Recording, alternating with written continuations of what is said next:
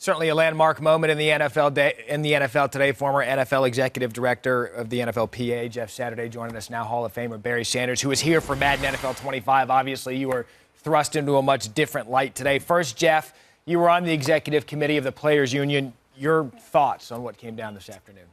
Well, I think what Andrew said at the end is probably the largest point, is that Judge Brody has to look out for objections from former players, wants to know how many people are going to object. They'll have to come down and have serious discussions about what are the objections.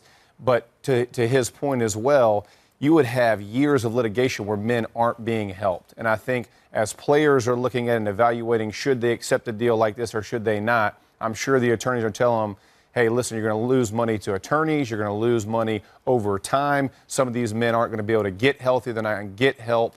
And so I'm sure that's why those players decided to take this settlement. Barry, 10 of your Hall of Fame brethren on this lawsuit, one of them former Cowboys running back Tony Dorsett. Just your overall reaction to what you heard this afternoon. Well, my reaction is that it's a huge step, I think, for the NFL to at least acknowledge that, while, they're not saying they were, hiding information on concussion, but at least, they acknowledge that it was an issue that certain players, obviously have had to deal with concussions and other difficult, health problems, long after their playing days. And I think as a fellow Hall of Famer and former player, that it's really a huge step. Well, it at least shows that they care about former players and they want to do something. Let's stay there for a minute because the NFL has been very boisterous about denying any wrongdoing in terms of this issue. What is this, kind of carrying what he said, what does this say about what the NFL is doing, wanting to settle after denying this whole time? Yeah, I mean, this is all attorney speak, in my opinion. Everybody's, well, we're denying it, but we're going to pay this or we're going to do that. Barry's exactly right. This is a step. This is a chip and a piece to say, hey, listen, we're looking for peace between players and ownership. This is what we're trying to do to get this problem handled in the future. We're changing rules. We're making adjustments. We're trying to do these things to make health and safety a priority for our game. And here is some financial assistance to help guys who need it right now.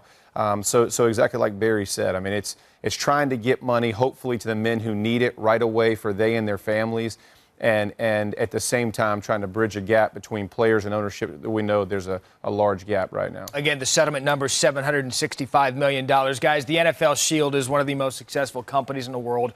We're a week away from starting the season next Thursday night. It's been that dark cloud looming over the league. Barry, what does this do for the NFL in terms of being able to move on from this and maybe creating a harmonious balance between player and league, with player safety at the forefront of what the NFL wants to do? Well, I think it shows the former players and even current players a lot from the NFL. It was only recently that you had, I would say, legitimate medical minds on both sides, giving us a real clear understanding of what a concussion is. And I don't think the NFL really had to admit to or say anything until you had all the doctors and folks that actually study this speaking with one mind, one voice. But I think it says a lot to former players, and I think most of them, or a great number of them, will respect it and appreciate it, because I think we at least wanted some acknowledgement that they wanted to do something to help and assist